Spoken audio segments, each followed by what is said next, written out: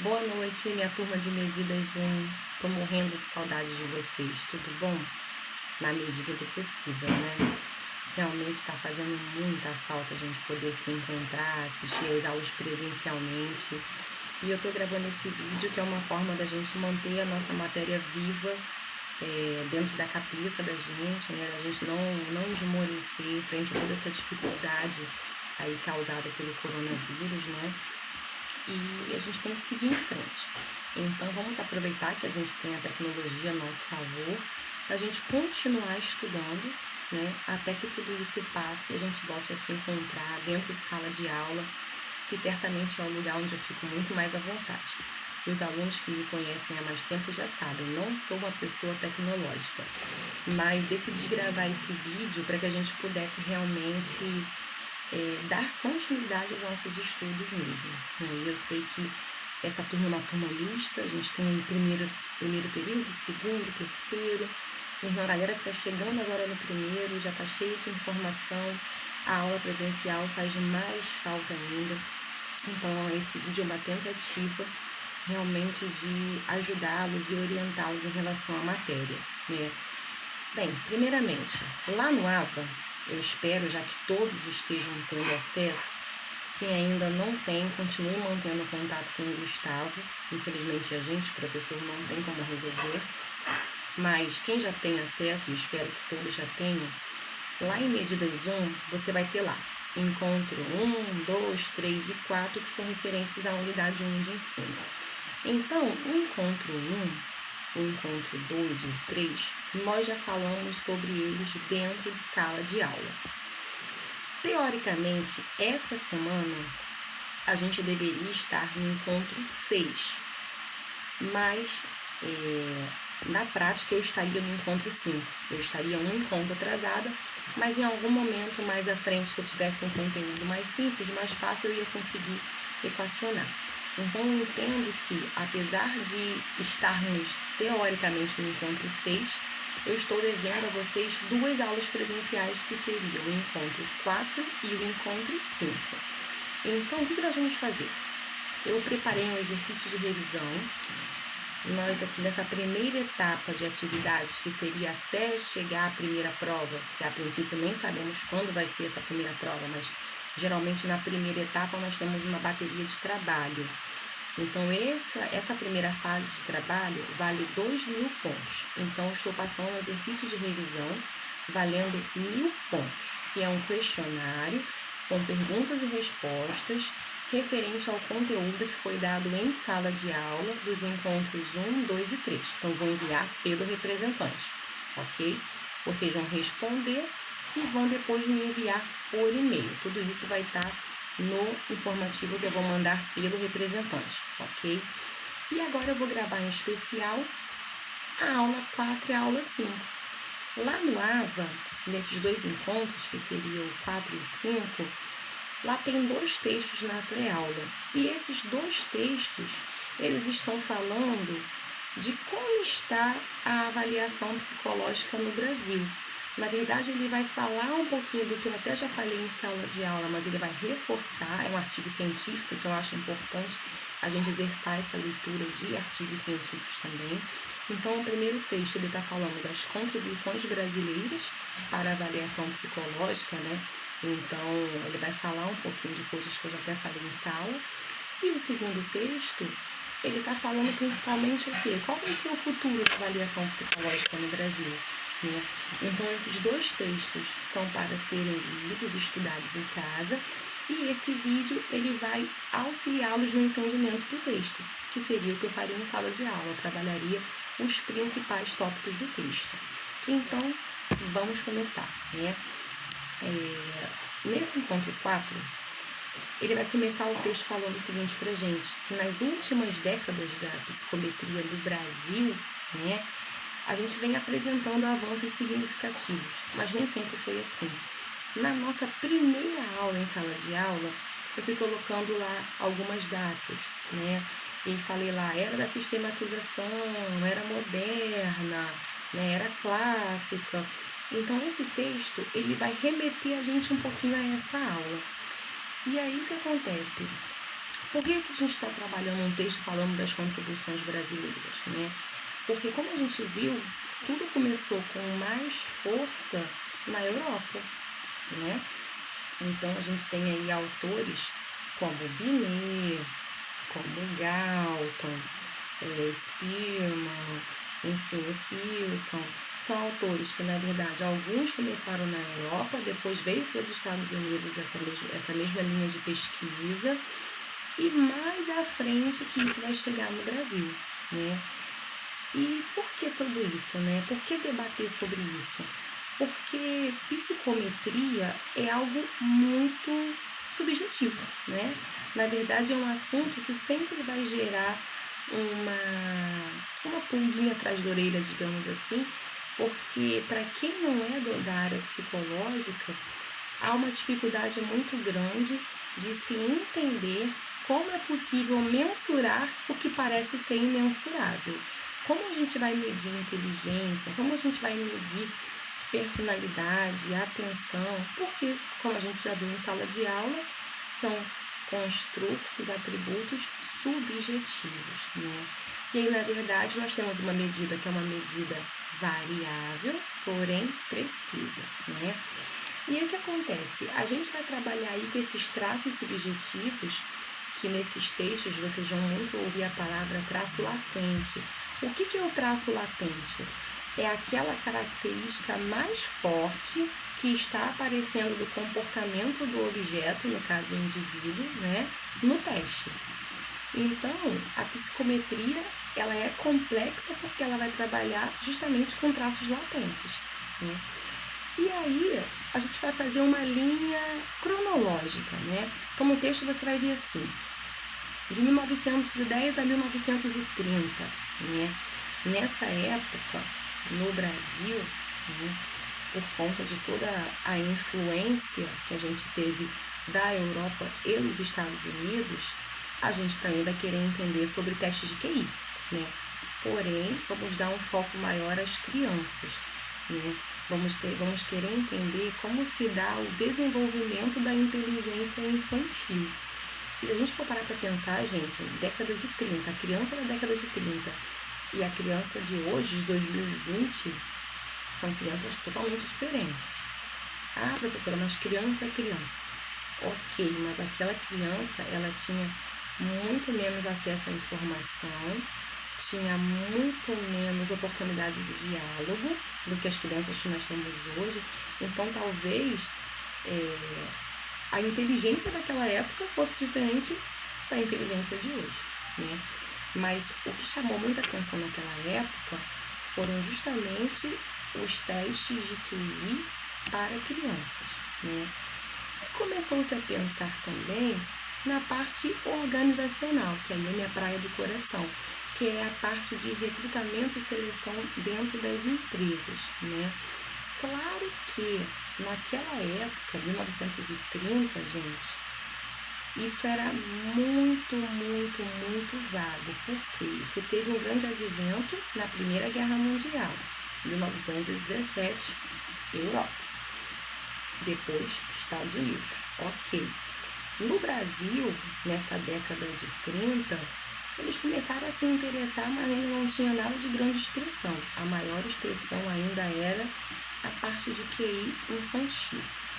Aí, nós vamos seguir uma sequência cronológica, 1941 a 1951. A gente vai continuar trabalhando não só o QI infantil, mas o desenvolvimento infantil como um todo. Então, o que envolve o desenvolvimento infantil, né? Não só a inteligência, mas capacidade de aprendizagem, de linguagem, de relacionamento. Tem N fatores aí que envolvem esse desenvolvimento.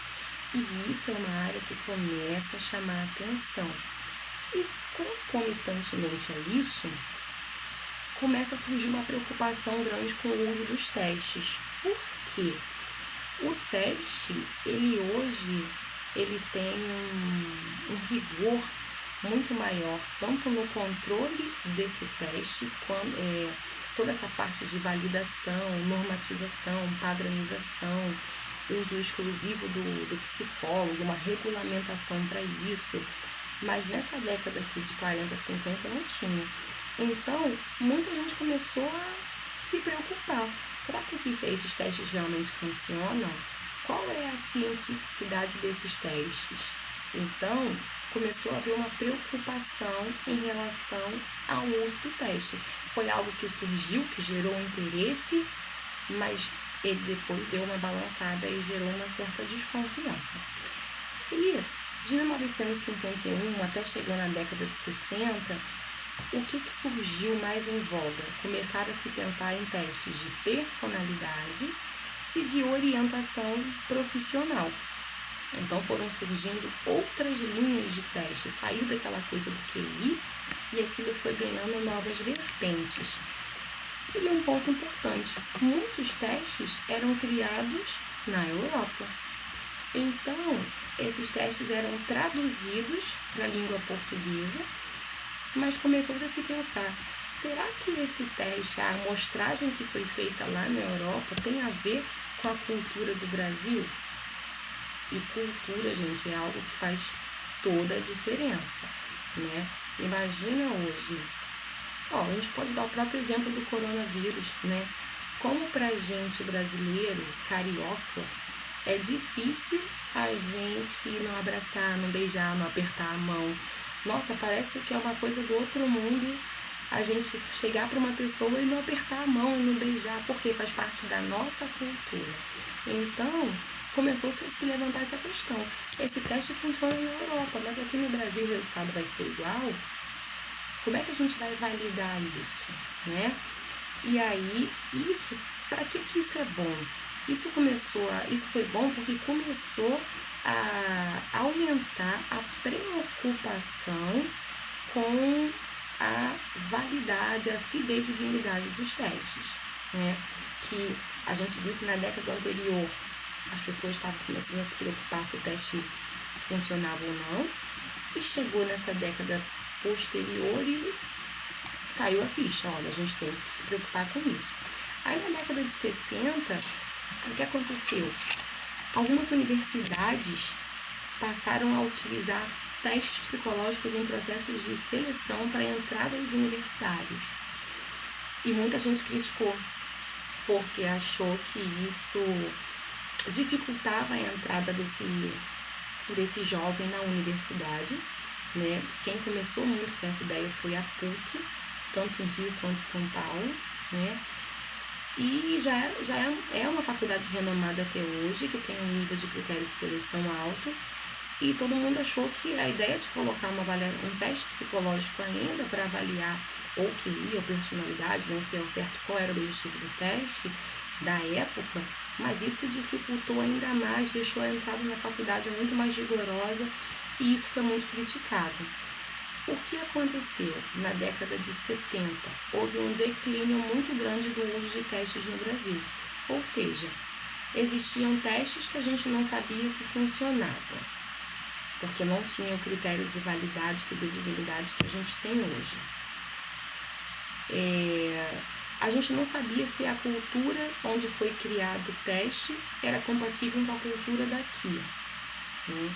E o teste, juntamente com essa ideia de processo seletivo universitário, ele começou a ser visto como algo muito negativo. O teste serve para quê? Para eliminar pessoas, né? O teste serve para dificultar a vida das pessoas. Então, entrou num declínio muito grande. Na década de 70, década de 90, ninguém mais falava tanto em testes, né? Não tinha essa consideração. Principalmente no Brasil que eu tô falando, tá, gente? O texto está se referindo ao Brasil. E aí, o que se deve a tudo isso, né? O que se deveu a tudo isso? Um baixo investimento financeiro do Brasil em pesquisas que envolvessem a área de psicometria, de avaliação psicológica. Ninguém se interessava por esse tema, não tinha investimento para esse tema, né? E isso foi desvalorizando cada vez mais os instrumentos por falta de critério no uso. Eu tenho um exemplo, gente, que eu acho assim, é engraçado porque é hoje, né? Mas eu atuei numa consultoria de RH de 2007 a 2012.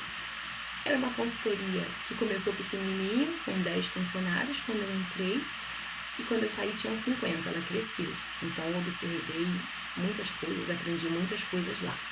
E lá nós trabalhávamos com testes psicológicos, né? A equipe sempre teve mais de um psicólogo, mas era uma equipe multidisciplinar, tinha tecnólogos em RH também, né?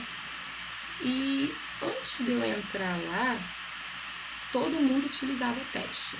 Os psicólogos, os tecnólogos em RH, os estagiários de psicologia e os estagiários de gestão de RH, o que é errado. Eu entrei lá, eu estava já no último ano de faculdade e tentei até que consegui mudar essa política interna, mas para você ver que ninguém se preocupava. A dona da empresa era uma administradora que nada de teste entendia.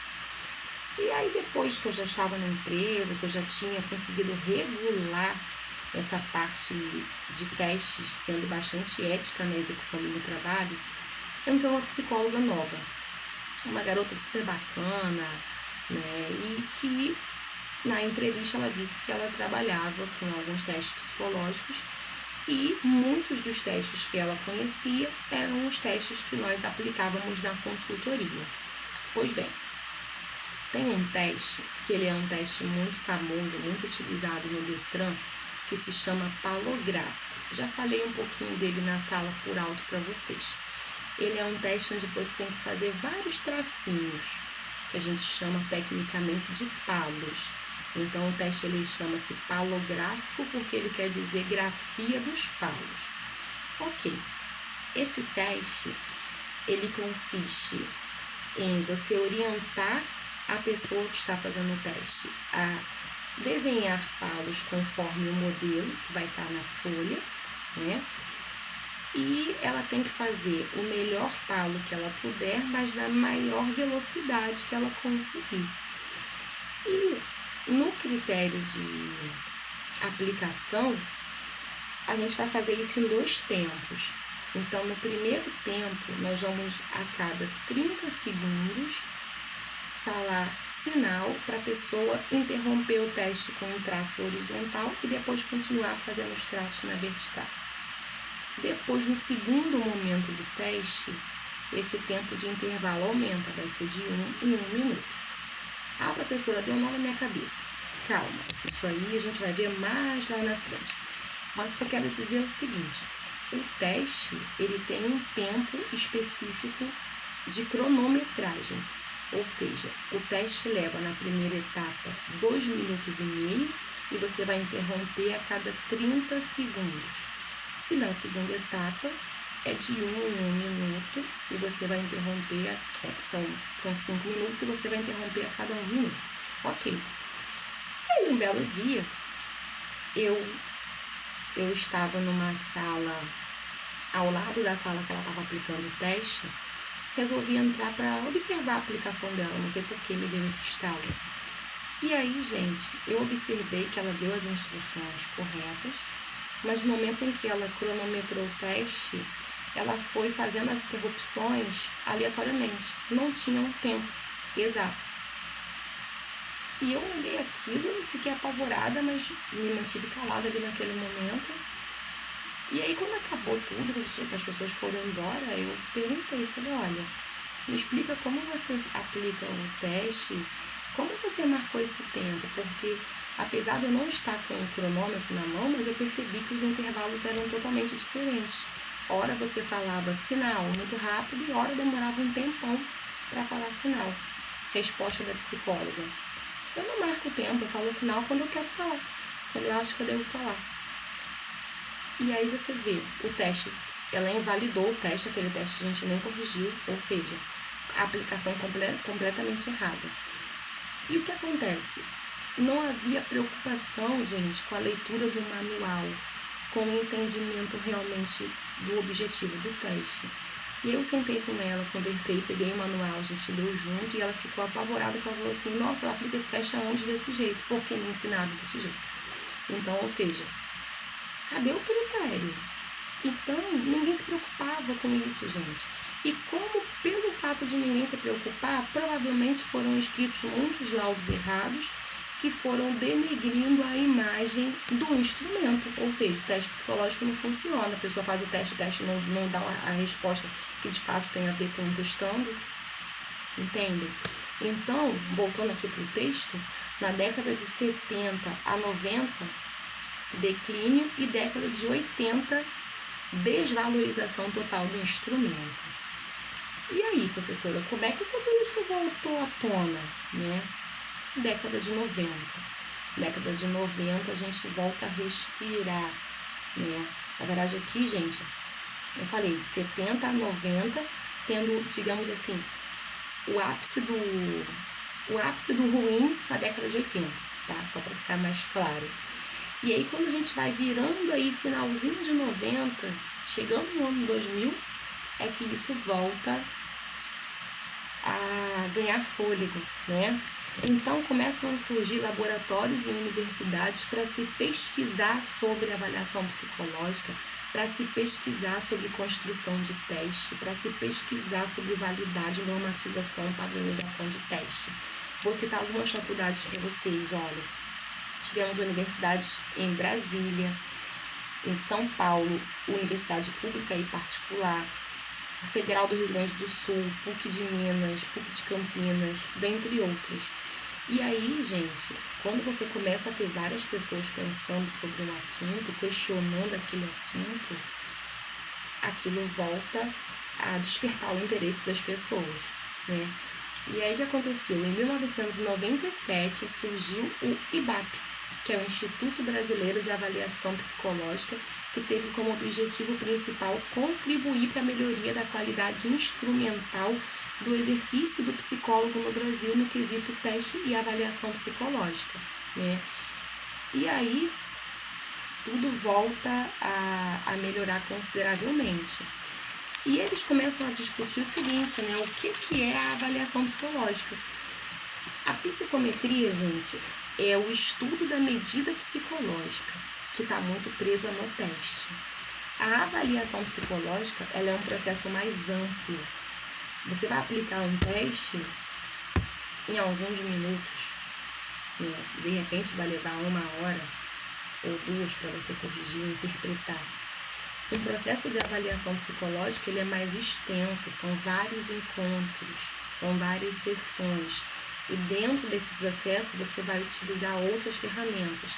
Você vai trabalhar com entrevista, você vai trabalhar com questionário, você vai trabalhar com o que a gente chama de anamnese, que geralmente é feita no primeiro encontro, onde você levanta dados históricos da vida da pessoa. Você vai querer saber tudo da pessoa, desde estado de saúde até vida social, familiar. Então, anamnese. Se for um processo grupal, suponha que você esteja fazendo uma avaliação psicológica de jovens em uma escola, você pode utilizar a dinâmica de grupo, observação naturalista, sistemática, ou seja, você tem várias ferramentas, dentre elas o instrumento teste psicológico. Então, quando a gente fala de avaliação, a avaliação psicológica não é o teste psicológico, a avaliação é macro, o teste é micro, ele está dentro da avaliação, sendo que existem até processos de avaliação que não tem teste psicológico. Se o psicólogo achar que as ferramentas que ele utilizou oferecem a ele as respostas necessárias para ele emitir um resultado, ok, responsabilidade daquele profissional, e isso é absolutamente normal, tá? E aí, tudo isso que eu contei aqui para vocês, ele explica bem esse texto do encontro 4. E a gente entra agora no encontro 5, que ele está falando o quê? Deixa eu abrir aqui para ver o nome do texto para vocês. Esse primeiro agora foi Avaliação Psicológica, Contribuições Brasileiras. E o texto do encontro 5, deixa eu ver o nome dele aqui. Avaliação Psicológica do Brasil, Fundamentos, Situação Atual e Direções para o Futuro. Ele vai começar de novo remetendo à história da psicologia, fundamentação teórica. Não vamos entrar nesse mérito aqui novamente, já falamos disso em sala de aula e foi maravilhoso, né? Pelo menos para mim, né? E o objetivo desse texto, né, desse segundo texto, a gente vai falar um pouquinho mais dessa avaliação psicológica e do que se espera para a avaliação no futuro, né? Então a gente viu que no final da década de 90, início do ano 2000, o teste a avaliação começou a voltar com força total e o teste psicológico também. Mas e agora? A gente está em 2020, né? Como é que estamos e quais as perspectivas que esse nicho da psicologia tem, né? E vamos lá, voltando ainda à discussão da avaliação psicológica, né? Nós já vimos agora um pouquinho brevemente a definição de avaliação psicológica. O nosso Conselho Federal de Psicologia, ele tem uma cartilha, onde é a cartilha da avaliação psicológica. E nessa cartilha, ele explica exatamente o que é a avaliação, qual é o passo a passo da avaliação. Geralmente a gente vai discutir isso com mais detalhes em 2 disciplinas, que vão ser medidas 3 e psicodiagnóstico. São 2 disciplinas que falam muito de avaliação psicológica, né? Mas essa cartilha, quem tiver interesse de ler, está lá no site do Conselho, tá? E o texto ele vai começar falando sobre exatamente, né, o que são esses traços latentes. Que traço latente é esse que o teste mede, né? Variáveis causais dos comportamentos que se manifestam na situação da testagem. Então, você vai refletir no teste o seu comportamento, né? E aquilo que vai aparecer ali é o traço latente. Ok. E aí, o que esse texto ele vai discutir? Ele vai dizer o seguinte, que os testes psicológicos, eles têm opiniões divididas, tanto no sentido de profissionais que gostam de trabalhar com testes, profissionais que não gostam, como no sentido de tem pessoas que criam testes e analisam testes de uma forma e pessoas que criam testes e analisam testes de outra forma. Ele, em linhas gerais, ele vai estar falando um pouco sobre o teste objetivo e o teste projetivo, né? Mas o que acontece? Voltando aqui nos traços latentes, ele vai dizer o seguinte, que como é que nós vamos observar? Por meio de indicadores. Então, o teste, ele vai ter lá indicadores, lá na análise fatorial dele, e esses indicadores que vão tornar possível a gente perceber, né, que tem algo especial naquele construto que a gente está avaliando, que foi um traço latente daquele indivíduo. Então, esse traço latente, ele vai ser percebido a partir de indicadores que foram criados no teste. Eu não sei se vocês vão lembrar, tanta informação, né? Na nossa primeira aula, quando eu chego lá embaixo na era moderna, né? A gente está falando do TRI, que é a teoria de resposta ao item, lembram disso? Isso é o que há de mais moderno hoje em teste, né? Em metodologia de teste. E cada vez mais isso vai se aprimorando. Então, essa teoria de resposta ao item, ali dentro, ela tem vários indicadores, onde você vai observar quando o traço latente aparecer, em qual indicador aquilo vai se encaixar, né? E aí você vai conseguir chegar numa resposta. E isso tudo vai acontecer de forma válida, né? Então, são feitos vários estudos de validade, onde a gente consegue comprovar e precisar esse traço latente. E nós vimos isso em sala de aula. Validade de conteúdo, validade de critério, validade de construto. Estão lembrados? Passei isso na revisão. Então, vamos refrescar a nossa memória, né? E aí ele vai dizer o seguinte, existem perspectivas diferentes nos processos de testagem e avaliação psicológica. E ele vai dizer o seguinte, que existe um estilo psicométrico e um estilo impressionista, que a gente pode traduzir nesse primeiro momento para ficar mais claro para vocês que estão vendo medidas pela primeira vez. O estilo psicométrico mais voltado para os testes objetivos, e o estilo impressionista para o teste subjetivo. Vamos tentar lembrar. O que é um teste objetivo? Geralmente são testes onde as respostas são dadas a partir de múltipla escolha, você vai marcar um X em alguma opção, né? Ou você vai escalonar de 1 a 10, sendo 1 muito ruim e 10 maravilhoso, qual a nota que você dá para tal situação. Então, por exemplo, se fosse um teste que perguntasse assim para você, classifique de 1 a 10 a afirmativa, sou muito comunicativo. Eu, Luana, ia botar 10, sou muito comunicativo. Se você achasse que você é medianamente comunicativo, você vai marcar 5, 6, 4. Então, isso é um teste objetivo. Ou então, um de múltipla escolha direto. Coloca assim, você é comunicativo? Sim ou não? Você vai marcar sim ou não. Ou então, ele pode colocar opções. Marque A ou B. A, comunicativo. B, tímido. Então, isso é um teste objetivo. É um teste onde você vai escolher dentre as respostas que já estão ali apresentadas para você. O teste projetivo ou expressivo, né, ou tem tantos nomes que se dá, nós vamos trabalhar com um teste projetivo, que é o nome mais utilizado, né? Esse teste é teste onde não tem exatamente uma resposta para você escolher, mas você vai observar, digamos, ou você vai observar um desenho e vai dizer o que você está vendo naquele desenho, ou você vai ver figuras, vai ter que contar uma história a partir daquelas figuras que você está vendo. Ou seja, a resposta ela é totalmente subjetiva, não há opção de escolha. Ou então são testes que você tem que desenhar, né? Porque aí é quando você expressa no papel, projeta no papel, né, a sua imaginação. Então também não tem uma prévia.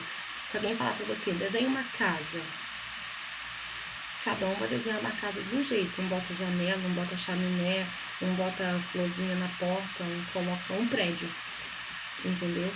Então, isso é projeção. Você está projetando o que está dentro de você, dentro da sua cabeça, para o papel. Não tem uma resposta prévia.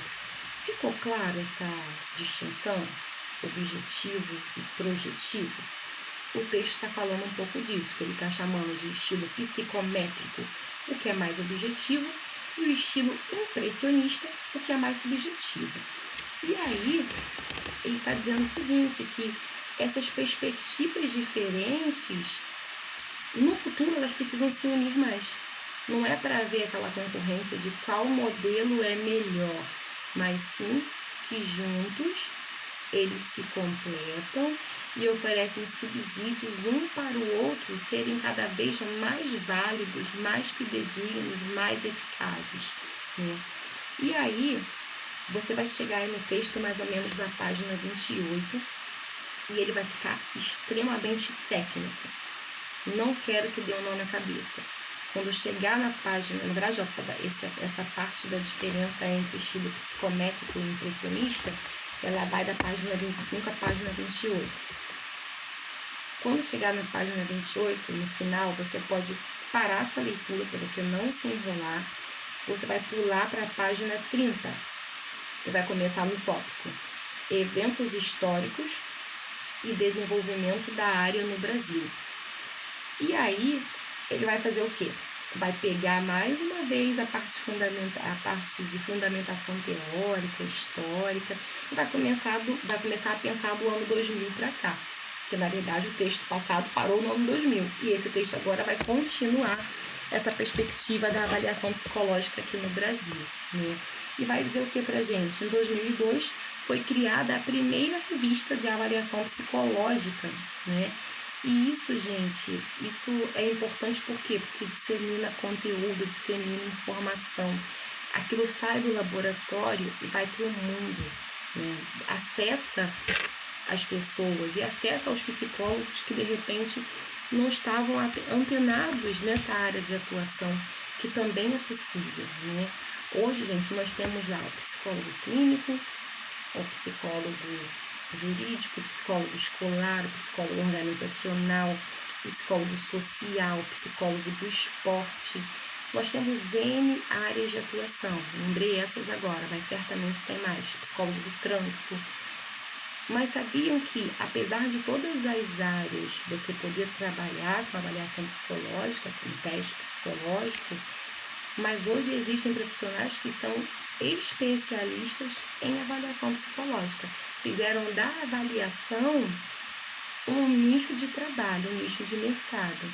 Então, eles estão oferecendo trabalho para o psicólogo clínico, para o psicólogo escolar, para o jurídico e para todos os outros, né? Então, essa revista, em 2002, ela vem para disseminar essa oportunidade. Em 2009, ela acaba tendo sua última edição, mas acontece que ela tem uma edição unificada.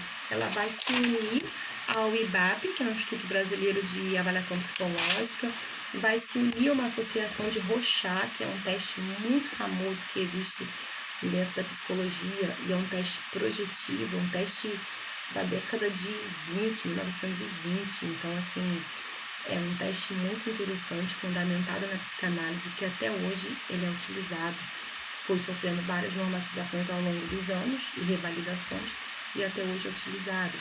Então, foi a união do Instituto Brasileiro, com a união da Associação de Rorschach, com a revista, fizeram uma super edição, mas em 2009 essa revista parou. Não sei exatamente se de repente por investimento, enfim, mas ela parou. Mas os movimentos não pararam, porque já era um tema que foi disseminado. Então, surgiram outros movimentos, grupos de estudo. Não sei se vocês todos aí da turma vão saber, né? Mas durante muito tempo, hoje tem menos, mas durante muito tempo, a gente tinha muitas listas de empregos do Yahoo. Lista da Sandra Mara, que era mó famosa. O Rio Vagas ainda existe, Carioca Vagas. Só que hoje é mais um site. Você entra no site e posta no site. Mas antigamente não. Você mandava um e-mail para essas listas e essas listas divulgavam o seu anúncio de vaga para milhares de pessoas. O que isso deu ideia? Deu ideia para se criar uma lista de grupos de estudo no Yahoo também. Então isso teve uma grande disseminação. Começaram a surgir pós-graduações, tanto lato sensu quanto stricto sensu, na área de avaliação psicológica. O que é lato sensu? É a pós-graduação em nível de especialização. Você se formou, vai fazer uma pós-graduação, uma MBA, algo mais voltado para a sua prática de mercado. O que é o stricto sensu? É o mestrado, é o doutorado, é o que é mais voltado para pesquisa científica, desenvolvimento de tese, né? Então, a avaliação ela veio para essas duas vertentes, ou seja, a área se ampliou ainda mais. E a gente ainda teve aí o surgimento do SATEPSI, que foi dos anos 2000 para cá, que é o órgão que regulamenta dentro do conselho os testes favoráveis, desfavoráveis, que vimos em sala de aula, direto online no site do nosso conselho, né? E aí o texto ele traz para a gente uma pergunta: e qual é o futuro da avaliação psicológica no Brasil, né? Direções futuras, qual é o futuro? E o futuro, ele está prevendo mais desenvolvimento, né? Então ele está prevendo o seguinte, lá ele vai te dar 4 itens no texto: avanços metodológicos e tecnológicos, integração de abordagens e avanços dos seus métodos, validade consequencial e relevância social, e incentivo à formação e especialidade em avaliação psicológica. Então, traduzindo esses 4 futuros que vocês vão ler lá no texto, primeiro, avanços metodológicos e tecnológicos. A cada ano que passa, os testes vêm se tornando mais assertivos, né? E cada vez mais inseridos dentro da tecnologia. Então, hoje, nós temos mais preocupação com a análise fatorial para confirmar os dados do nosso teste, se realmente ele está avaliando os itens que eu quero avaliar, ou seja, a gente tem uma preocupação maior com isso. E a análise fatorial ela é realizada a partir de programas estatísticos, então já está super envolvido com a tecnologia, né? E além disso, a gente hoje tem vários testes online. A gente tem teste psicológico que a gente manda o link para a pessoa responde e a gente corrige de forma informatizada, né? A gente tem hoje toda essa facilidade, né? Aí o item B, né? Integração de abordagens e avanço dos métodos. Ele está pegando o gancho do item A e está dizendo o seguinte: vamos unificar o que tem de bom do teste objetivo e o que tem de bom do teste projetivo. O que os dados do objetivo podem melhorar o meu teste projetivo? E o que os dados do meu teste projetivo podem ser úteis ao meu teste objetivo? Não é uma concorrência, é uma congruência de informações. O terceiro, validade consequencial e relevância social. Ele está levantando a seguinte questão: quando a gente vai validar um teste, essa amostra ela está considerando pessoas de qual classe social? Será que um teste que avalia QI de crianças, se eu pegar esse teste e eu aplicar em crianças da faixa etária referida daquele teste, mas se eu pegar crianças de baixa renda, com pouco acesso à informação, à aprendizado, à escolarização, será que a resposta do teste vai ser válida realmente? Né? E se não for, o que a gente pode fazer por esse público? Qual a relevância social de uma testagem psicológica? Então, agora é um ponto a se pensar que o texto está chamando os pesquisadores para pensarem sobre isso. E o último ponto é o incentivo à formação e à especialização em avaliação psicológica, que de fato não é qualquer pessoa que vai chegar lá, pegou um teste, leu o manual, aplicou, entendeu. Não, requer estudo, requer leitura, requer prática, aplicação, digamos, mais de uma vez, até que você se sinta seguro com a ferramenta. Então, eles estão começando a realmente a fechar mais o nicho, dizendo o seguinte: para trabalhar com avaliação psicológica, seria interessante pessoas apenas especializadas na área. Isso é bom? Isso é ruim? Para quem? Então, o texto ele puxa a gente para essa reflexão e prepara já a direção do futuro da avaliação psicológica. Bem, estamos aqui há quase 45 minutos conversando, né? E eu penso que a gente conseguiu traduzir aí bem o encontro 4 e o encontro 5. Então, leiam os textos com calma, assista ao vídeo. Então, o que eu sugiro? Leia o texto e assista o vídeo, depois assiste o vídeo e leia o texto, que vai ficar tudo bem mais claro, tá? E aí a gente agora chega na unidade 5. No decorrer da semana eu vou entrar em contato com vocês novamente, propondo aí uma forma da gente fazer a unidade 6. Ainda não sei se eu vou gravar uma outra videoaula, não sei se vocês vão gostar dessa videoaula também, vamos ver o quão bom ou produtivo vai ser para vocês. Então me deem um retorno depois, se tá bacana ou se querem uma outra coisa. Eu ainda não sei como vai ser o nosso encontro 6. Mas só sei o seguinte: espero que tudo isso acabe logo e que a gente em breve volte a se encontrar dentro da sala de aula para que a gente possa debater juntos toda essa questão da medida e avaliação psicológica, tá bom? Um grande beijo, tô morrendo de saudades, até a próxima.